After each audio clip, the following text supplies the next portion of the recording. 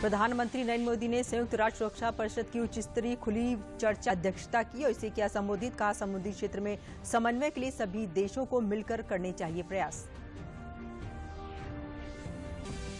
प्रधानमंत्री नरेंद्र मोदी ने video conferencing के जरिए किसान सम्मान निधि की नवी किस्त की जारी। 9 करोड़ 75 लाख से अधिक किसानों के खाते में 19,500 करोड़ रुपए किए गए ट्रांसफर।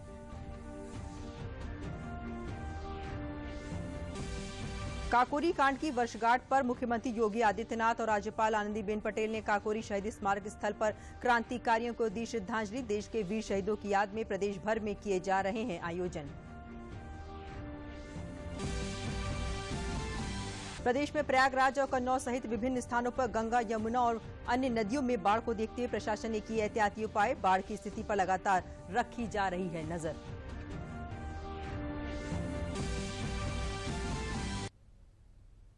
नमस्कार, मैं हूं दीपाली सिंह। आप समाचार विस्तार से।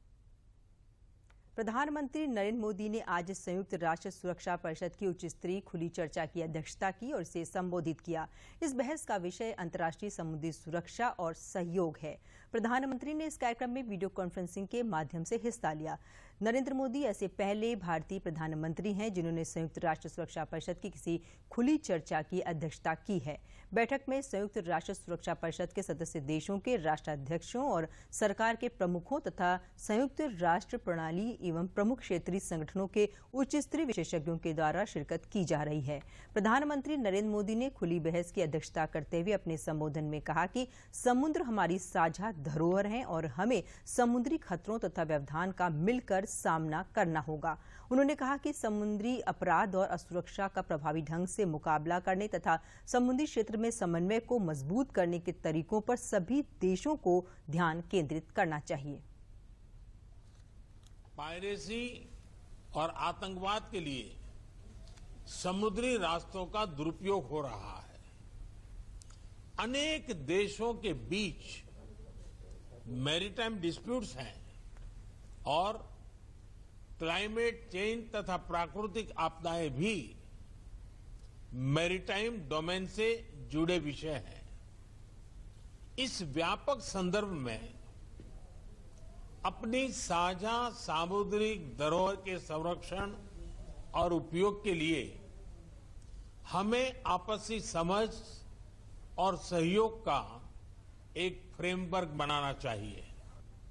प्रधानमंत्री नरेंद्र मोदी ने वीडियो कॉन्फ्रेंसिंग के जरिए प्रधानमंत्री किसान सम्मान निधि की अगली किस्त जारी की, जिसमें 9 करोड़ 75 लाख से अधिक लाभार्थी किसान परिवारों को 19,509 करोड़ रुपए की राशि ट्रांसफर की गई है। प्रधानमंत्री ने कहा कि देश जब आजादी के 100 वर्ष पूरे करेगा तब भारत की स्थिति तय करने में किसानों की बहुत बड़ी भूमिका होगी। पीएम ने कहा कि ये समय भारत की कृषि को एक ऐसी दिशा देने का है जो नई चुनौतियों का सामना कर सके और नए अवसरों का लाभ उठा सके।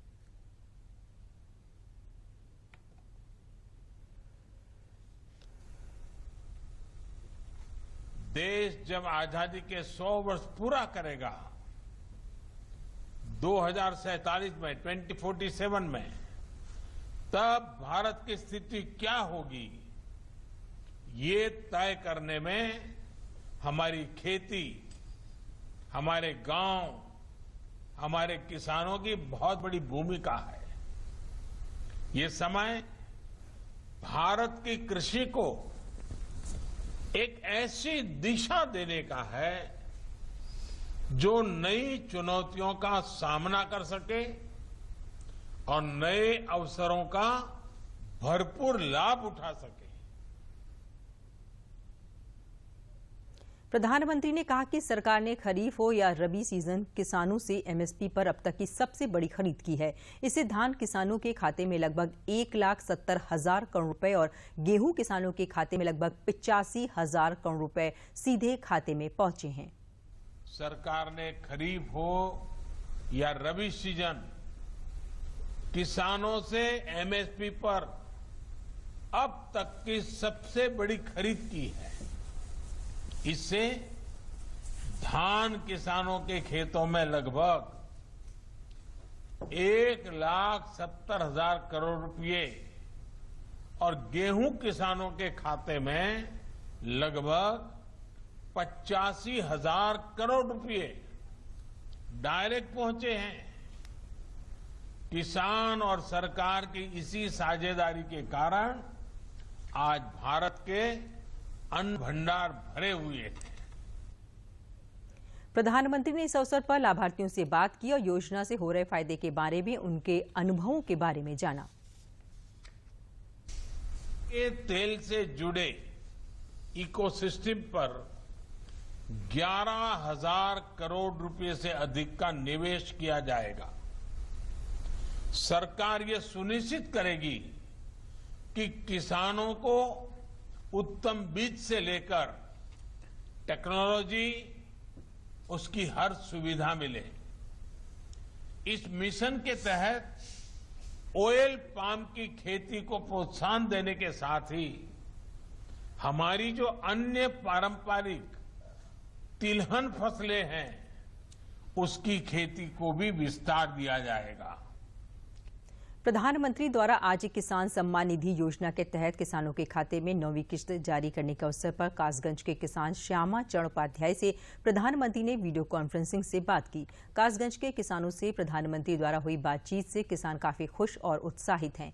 जिलाधिकारी चंद्र प्रकाश सिंह ने बताया कि किसानों को किसी प्रकार की समस्या न हो, इसके लिए प्रशासन द्वारा विशेष कदम उठाए गए हैं। हमें प्रधानमंत्री से बात करके बहुत अच्छा लगा। उन्होंने काफी हमें सुझाव दिए, जानकारी दी और हमें बहुत गर्व की बात है कि उत्तर प्रदेश में कासगंज को चुना गया और मुझसे बात हुई। जिला कासगंज का रहने वाला हूं। आज जो मोदी जी ने किसानों के लिए 2,000 रुपए डाले, वो बहुत ही सराहनीय कार्य है।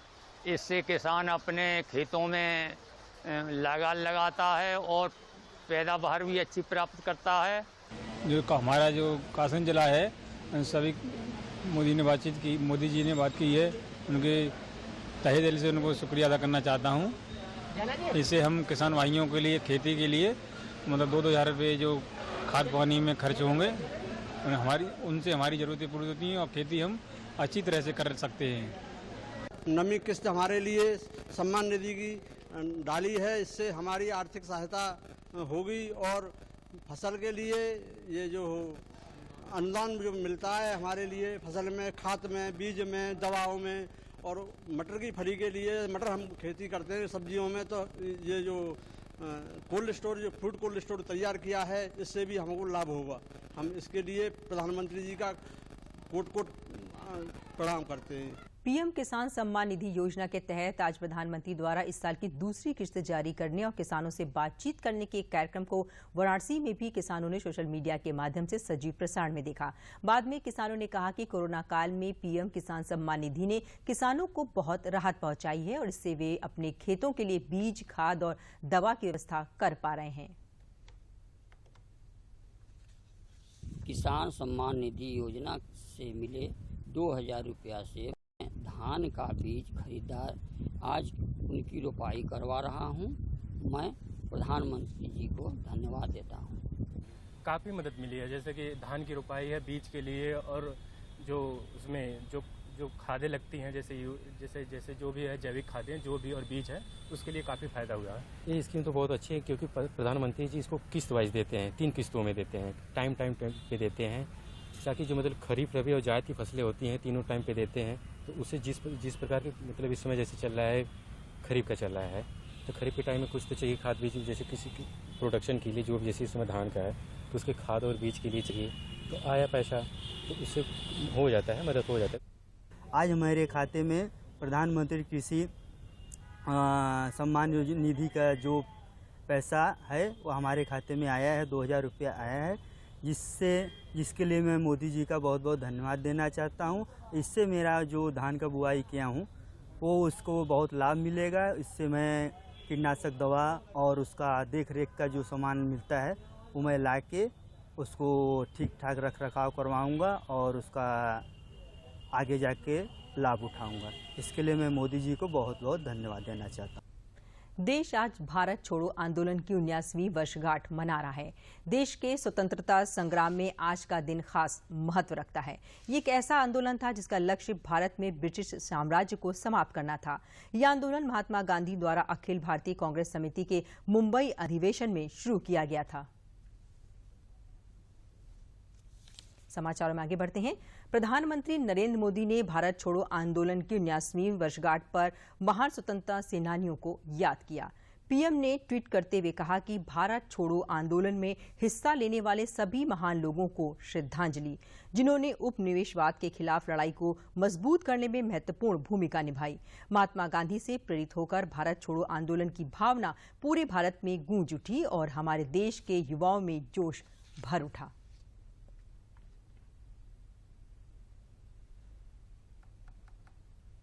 प्रदेश की राज्यपाल आनंदीबेन पटेल और मुख्यमंत्री योगी आदित्यनाथ ने काकोरी कांड की वर्षगांठ पर लखनऊ के काकोरी शहीद स्मारक स्थल पर क्रांतिकारियों को श्रद्धांजलि दी।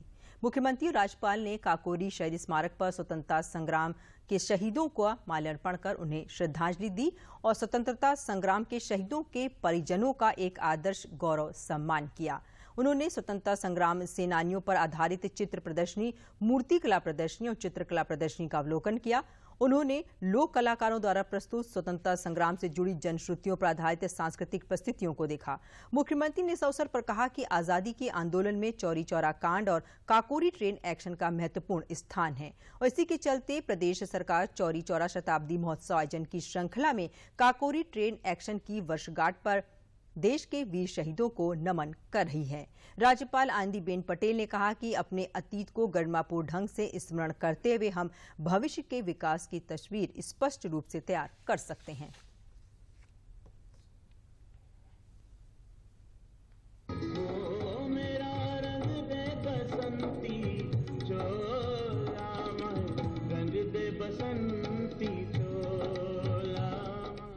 ये ऐतिहासिक घटना के साक्षी बनना ये मेरे लिए एक यादगार, मेरे जीवन का ये प्रसंग बना रहेगा। क्योंकि हम जब छोटे थे तब पाठ्यक्रम में ये सब पढ़ते थे, काकोरी ट्रेन घटना, चौरी चौरा की घटना, लेकिन कभी ऐसे स्थान जो पवित्र स्थान था, ऐतिहासिक घटनाएं वहां हुई थी और देश की आजादी के लिए छोटे छोटे हमारे युवकों ने 20 साल 25 साल की जिसकी उम्र रहती थी, ऐसे कई वीरों ने अपनी शहीदी दी है, फांसी के फंदे पर चढ़ गए हैं।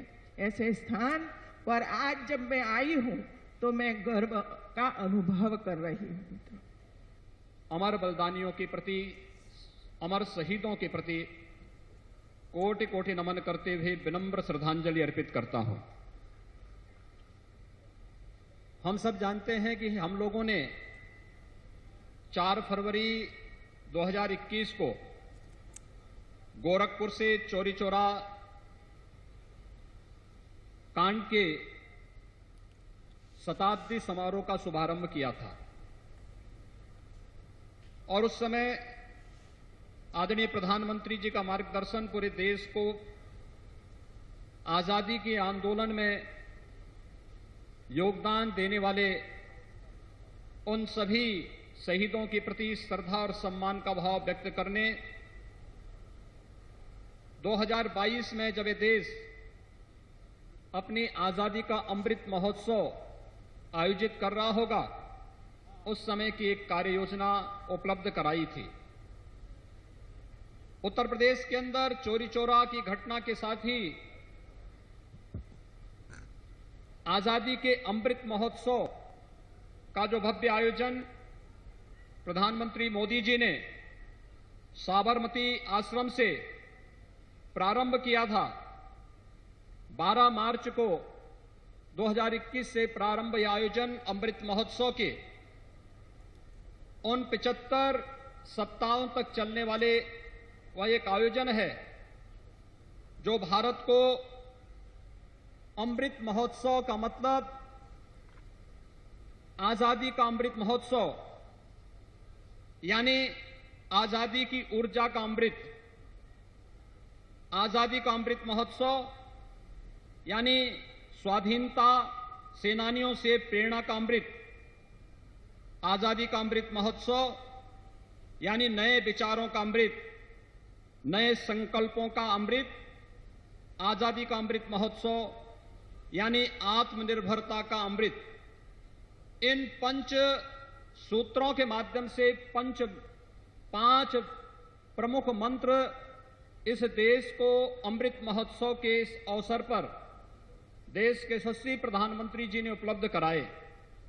देश की आजादी की 75वीं वर्षगांठ वृहद स्तर पर मनाने के लिए अखिल भारतीय विद्यार्थी परिषद द्वारा एक गांव एक तिरंगा अभियान चलाया जाएगा। आज लखनऊ में अखिल भारतीय विद्यार्थी परिषद के अवध प्रांत के प्रांतीय मंत्री अंकित शुक्ला ने बताया कि प्रत्येक देशवासी को अपनी स्वतंत्रता के गौरव की अनुभूति स्वाभाविक है। इसलिए अखिल भारतीय विद्यार्थी परिषद ने आम जनमानस को स्वतंत्रता दिवस के इस महोत्सव से जोड़ने की कोशिश की है। उन्होंने बताया कि प्रदेश के 3000 से अधिक स्थानों पर एक गांव एक तिरंगा अभियान के माध्यम से ध्वजारोहण किया जाएगा।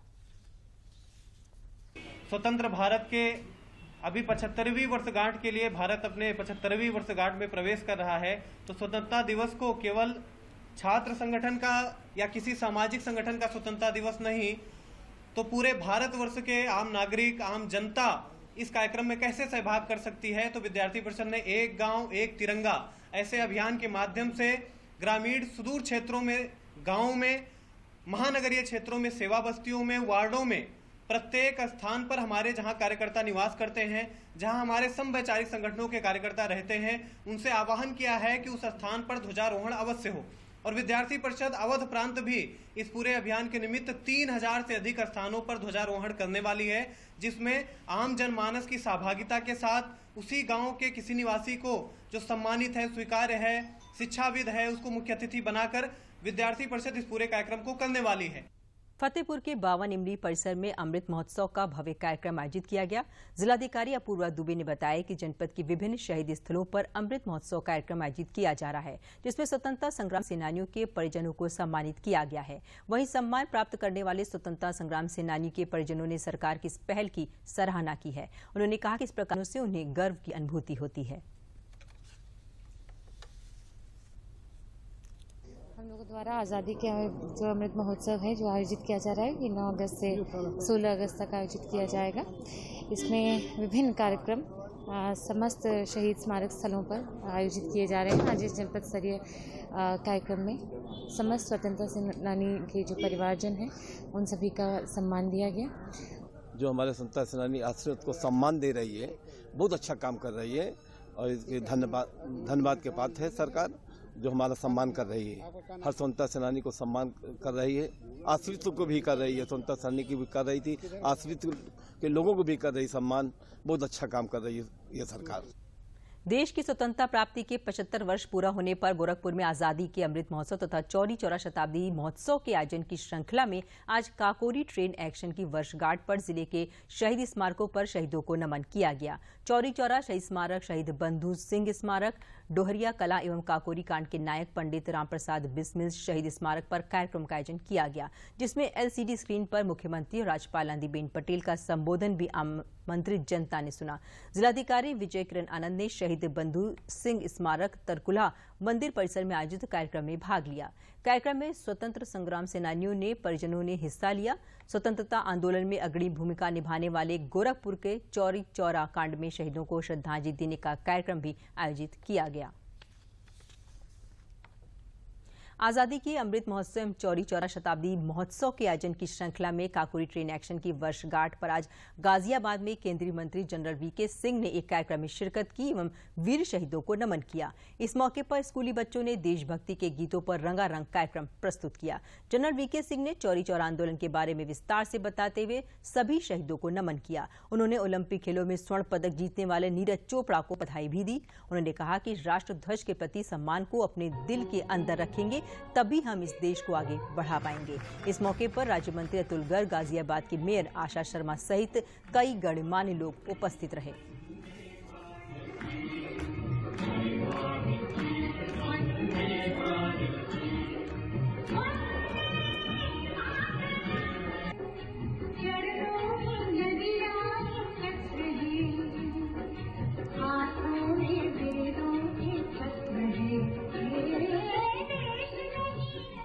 चौरी चौरा का शताब्दी वर्ष है और चौरी चौरा जो गोरखपुर के पास है, वहाँ असहयोग आंदोलन के दौरान एक वाकया हुआ जिसमें भीड़ जो है वो जारी थी अपना प्रदर्शन के तौर पर कि कई चीज़ें जो हैं वो ठीक नहीं, उनको ठीक किया जाए, और उनके ऊपर पुलिस ने फायर कर दिया, काफ़ी लोग उसमें मारे गए, और उस गुस्से के अंदर गुस्साई भीड़ ने पुलिस स्टेशन में आग लगा दी, जिसमें जो लोग पुलिस वाले उधर भाग के गए वो लोग उसके अंदर मारे गए, और बाद में इनके ऊपर मुकदमा चला, काफ़ी लोगों को फांसी दी गई। तो ये अपने आप के अंदर एक रलिंग पॉइंट बन गया कि जब आप असहयोग कर रहे हैं, जब आप तो उसके ऊपर एक दमनकारी नीति जो अंग्रेज सरकार ने की, वो उसके खिलाफ एक रलिंग पॉइंट। और आज जो है 9 अगस्त का दिन काकोरी वाक़ये से भी ताल्लुक़ रखता है कि किस प्रकार रामप्रसाद बिस्मिल के नीचे क्रांतिकारियों ने मिलकर जो पैसा भारतीयों से वसूल किया गया था उसको उन्होंने लिया ताकि वो स्वतंत्रता संग्राम को आगे बढ़ा सके। आजादी का अमृत महोत्सव कार्यक्रम और चौरी चौरा शताब्दी महोत्सव कार्यक्रम का आयोजन प्रयागराज के शहीद चंद्रशेखर आजाद पार्क में जिला प्रशासन और संस्कृति विभाग की ओर से आयोजित किया गया। इस कार्यक्रम के मुख्य अतिथि महापौर अभिलाषा गुप्ता नंदी ने सर्वप्रथम चंद्रशेखर आजाद की प्रतिमा पर और शहीदों के चित्रों पर पुष्पमाला अर्जित कर उनको श्रद्धांजलि दी और दीप प्रज्वलन कर कार्यक्रम की शुरुआत की। इस मौके पर जिले के स्कूली छात्र छात्राओं के द्वारा देशभक्ति के कार्यक्रम आयोजित किए गए। जिले के शिक्षकों और छात्र छात्राओं ने इस कार्यक्रम में बढ़ चढ़ कर हिस्सा लिया। इस मौके पर महापौर अभिलाषा गुप्ता नंदी ने कहा कि ऐसे कार्यक्रम सरकार के द्वारा किए जा रहे हैं जिससे आने वाली पीढ़ी में हमारे स्वतंत्रता संग्राम सेनानी की अच्छी जानकारी हो और उनमें देशभक्ति का जज्बा पैदा हो।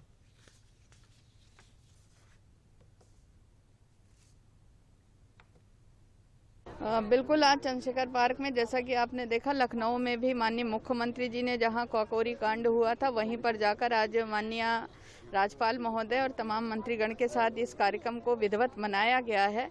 और यहाँ भी काकोरी ट्रेन एक्सप्रेस को जिस तरह से यहाँ पर मनाया गया है तो लोगों में बहुत उत्साह दिखा। तमाम स्कूल के बच्चे भी आए थे जो दिखा रहा था कि बच्चों में भी शहीदों के प्रति कितना उत्साह है और वो भी उनके प्रति उतने ही श्रद्धा भाव रखते हैं। पूरा देश शहीदों को नमन कर रहा है। अमृत महोत्सव के नाम से इस कार्यक्रम को मनाया जा रहा है।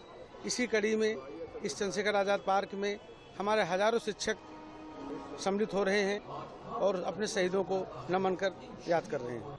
हमें सम्मानित किया गया, हम तो सम्मानित होते होते बुढ़े पे भी गए। अच्छा लगता है पूरे परिवार को, पूरे देश को। उस वक्त यही होता था कि स्कूली लड़कों को भी पकड़ पकड़ के भर देते थे, मारते थे, किसी को छोड़ देते थे, किसी सिफारिश से और कुछ हो जाता था।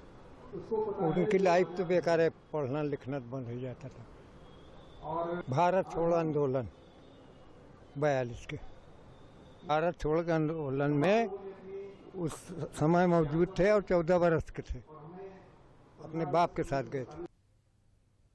आजमगढ़ में आजादी की 75वीं वर्षगांठ के अवसर पर आजादी अमृत महोत्सव का आयोजन कुंवर सिंह उद्यान में किया गया।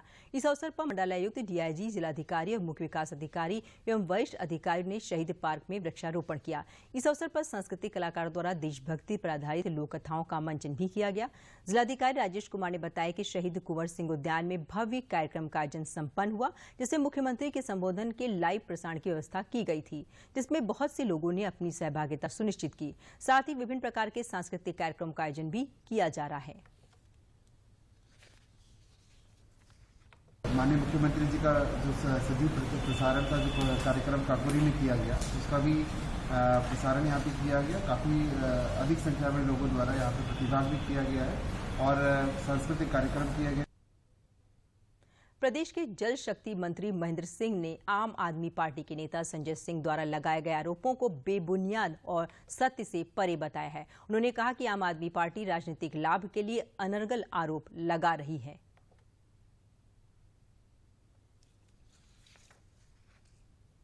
निश्चित रूप से लोग चाहते हैं कि जल जीवन मिशन का कार्य प्रभावित हो। ठीक ढंग से उत्तर प्रदेश में जिस तेजी के साथ विकास चल रहा है उसमें और उत्पन्न हो, और जितनी तरीके के अनर्गल लाभ करने थे उन्होंने किया है। इसलिए मैं फिर से एक बार आप लोगों के समक्ष कहना चाहता हूं कि उन गरीब माताओं और बहनों तक पानी पहुंचाना, उन परिवारों तक अपना जल जीवन मिशन के संकल्प को पूरा करना, आदरणीय प्रधानमंत्री जी के सपने को साकार करना, आदरणीय मुख्यमंत्री जी के नेतृत्व में उत्तर प्रदेश बदलते हुए उत्तर प्रदेश और बढ़ते हुए उत्तर प्रदेश का काम करना, हम लोग उसके लिए संकल्पित हैं। पूरी पारदर्शिता, पूरी गुणवत्ता के साथ काम करेंगे और कोई भी गड़बड़ी करेगा तो उसके ऊपर सख्त से सख्त कार्रवाई की जाएगी। किसी को छोड़ने का कोई औचित्य नहीं बनता है। राज्यसभा में आज टोक्यो ओलंपिक में बेहतरीन प्रदर्शन करने वाले पदक विजेताओं को शुभकामनाएं दी गईं। उपराष्ट्रपति और राज्यसभा के सभापति एम वेंकैया नायडू ने कहा कि भारतीय खिलाड़ियों के ओलंपिक दल ने बेहतरीन प्रदर्शन करके देश को गौरवान्वित किया है। The young and confident Neeraj Chopra, the last contestant of the games of our country. He is the youngest, 23-year-old. For our contingent on the 7th of August, did our nation proud with his golden javelin throw. The way he dominated the field right from the word go, never seen before, made our people rejoice as it was a statement of we too can do it. In the process, he brought curtains down on decades of despair. His feat helps in healing the festering wound of recurrent despair. Lok Sabha अध्यक्ष ओम बिरला ने आज सदन में Olympic पदक जीतने वाले सभी खिलाड़ियों को बधाई दी। मुझे सदन को सूचित करते हुए प्रसन्नता हो रही है कि टोक्यो ओलंपिक में नीरज चोपड़ा ने जेवेलिन थ्रो प्रतियोगिता में भारत के लिए पहला स्वर्ण पदक जीतकर एक नया इतिहास रचा है। एथलेटिक्स में किसी भारतीय द्वारा जीता गया पहला ओलंपिक स्वर्ण पदक है। उनकी जीत से पूरे देश में उत्साह और उमंग का वातावरण है। इसके अतिरिक्त भारत के पहलवान श्री बजरंग पूनिया ने 65 किलो वर्ग की फ्री स्टाइल कुश्ती में भारत को कांस्य पदक दिलाकर एक बड़ी सफलता अर्जित की है।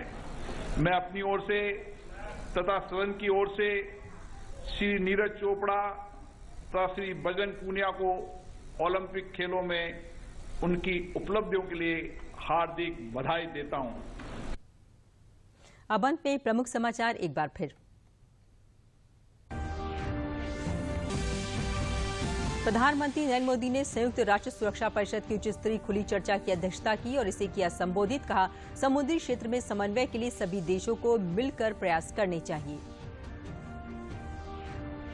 प्रधानमंत्री नरेंद्र मोदी ने वीडियो कॉन्फ्रेंसिंग के जरिए किसान सम्मान निधि योजना की 9वीं किस्त की जारी। 9 करोड़ 75 लाख से अधिक किसानों के खाते में 19,500 करोड़ रुपए किए गए ट्रांसफर। काकोरी कांड की वर्षगांठ पर मुख्यमंत्री योगी आदित्यनाथ और राज्यपाल आनंदीबेन पटेल ने काकोरी शहीद स्मारक स्थल पर क्रांतिकारियों को दी श्रद्धांजलि। देश के वीर शहीदों की याद में प्रदेश भर में किए जा रहे हैं आयोजन। प्रदेश में प्रयागराज और कन्नौज सहित विभिन्न स्थानों पर गंगा, यमुना और अन्य नदियों में बाढ़ को देखते हुए प्रशासन ने किए एहतियाती उपाय। बाढ़ की स्थिति पर लगातार रखी जा रही है नजर।